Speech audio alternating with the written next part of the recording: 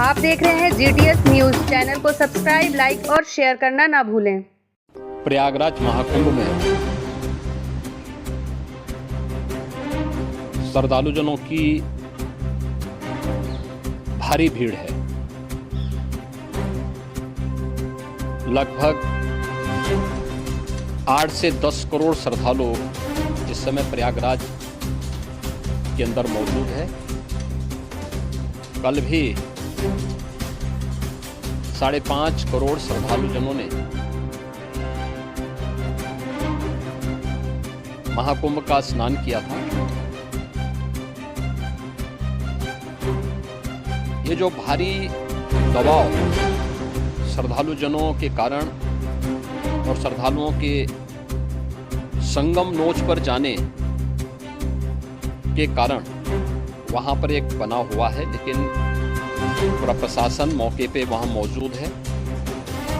रात्रि को 1 से 2 बजे के बीच में अखाड़ा मार्ग पर, जहां पे अखाड़ों के अमृत स्नान के दृश्य से बैरिकेड्स भी किए गए थे, तो बैरिकेड्स को फांद करके आने में कुछ श्रद्धालु गंभीर रूप से घायल हुए हैं। उन्हें तत्काल हॉस्पिटल में पहुंचा करके उपचार आदि की व्यवस्था उनके लिए की गई है। उनमें से कुछ श्रद्धालु गंभीर रूप से घायल हैं। लगातार प्रशासन स्थानीय स्तर पर श्रद्धालुओं की सकुशल स्नान कराने के दृष्टि से रात्रि को कल सायंकाल 6:30-7 बजे से ही मौनी अमावस्या का मुहूर्त प्रारंभ होने के बाद से ही लगातार लगा हुआ है। प्रयागराज में महाकुंभ में श्रद्धालुजनों के सकुशल स्नान करने, अमृत स्नान के लिए देश भर से आए हुए श्रद्धालुजनों की व्यवस्था के लिए, उनके कुशल क्षेम के लिए आदरणीय प्रधानमंत्री जी का प्रातःकाल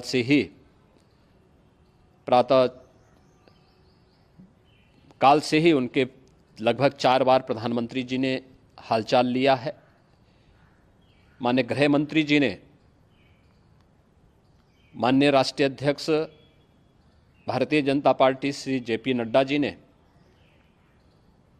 माननीय गृह मंत्री श्री अमित शाह जी ने भी, और प्रदेश की माननीय राज्यपाल श्रीमती आनंदीबेन पटेल जी ने भी लगातार जानकारी लेकर के सभी के कुशल क्षेम और सकुशल स्नान कराने के बारे में निरंतर रिपोर्ट ले रहे हैं। हम लोगों की प्रातःकाल से ही श्रद्धालुजन जो भी आए हैं वे स्नान कर सकें, इसके लिए यहाँ पे उच्च स्तरीय बैठक भी चल रही है, जिसमें मुख्य सचिव भी हैं, DGP हैं, प्रमुख सचिव गृह हैं, मुख्यमंत्री कार्यालय के अपर मुख्य सचिव के साथ साथ ADG लॉ एंड ऑर्डर के साथ साथ अन्य वरिष्ठ अधिकारीगण मौजूद हैं। प्रयागराज में हालात वर्तमान में नियंत्रण में हैं, लेकिन भीड़ का दबाव बहुत बना हुआ है। अखाड़ा परिषद से जुड़े हुए पदाधिकारियों के साथ मैंने स्वयं भी बातचीत की है।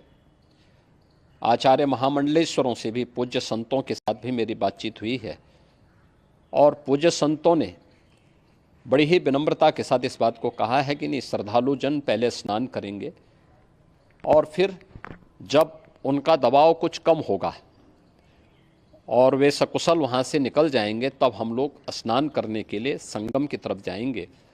अभी पहले श्रद्धालुजनों को, चूँकि देश भर से आए हैं, तो इसके लिए उन्हें सभी अखाड़े इसके लिए सहमत हैं और सभी लोग इस व्यवस्था के साथ जुड़े हुए हैं।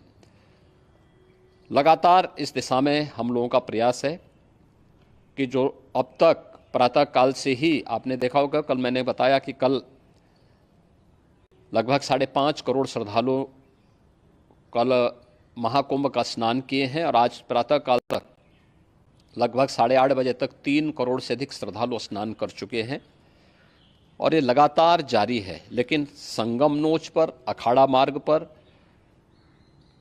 नागवासुकी मार्ग पर लगातार दबाव बना हुआ है, और वहाँ पर श्रद्धालुजनों की सुविधा के लिए भी हर प्रकार की वहाँ पर प्रशासन पूरी मुस्तैदी के साथ लगा हुआ है।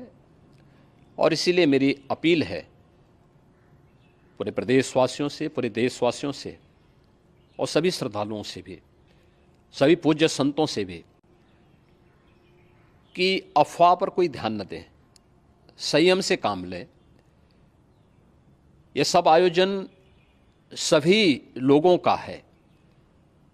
प्रशासन उनकी सेवा के लिए पूरी तत्परता के साथ लगा हुआ है। केंद्र और राज्य सरकार पूरी मजबूती के साथ वहाँ पर हर प्रकार का सहयोग करने के लिए तत्पर है। लेकिन कोई किसी अफवाह पे ध्यान न दें। कोई भी व्यक्ति नकारात्मक अफवाह फैलाने का प्रयास करेगा, उस प्रकार से नुकसान हो सकता है। और जहाँ पर हैं आप, लगभग 15 से 20 किलोमीटर के दायरे में अस्थायी घाट बनाए गए हैं, उसमें कहीं भी वे स्नान कर सकते हैं। आवश्यक नहीं कि संगम नोच की तरफ ही आएं, क्योंकि भीड़ देखते हुए खासतौर पर जो बुजुर्ग हैं, बच्चे हैं, श्वास के रोगी हैं, उनको लंबी दूरी तय नहीं करनी चाहिए और जहाँ पर हैं वहीं पर आराम से पहले स्थिर होकर के कार्य करें, वहाँ पर रह करके।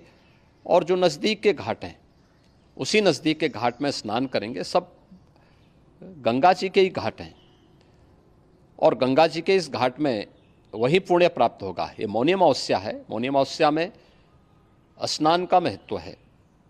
संगम में स्नान का दबाव बहुत ज़्यादा है, इसलिए सभी लोग अगर वहाँ पे इसमें अपना सहयोग करेंगे तो सकुशल हम सभी श्रद्धालु जनों को वहाँ पर स्नान करने में सफल होंगे और फिर इसके उपरांत अमृत स्नान के लिए पूज्य संतों से भी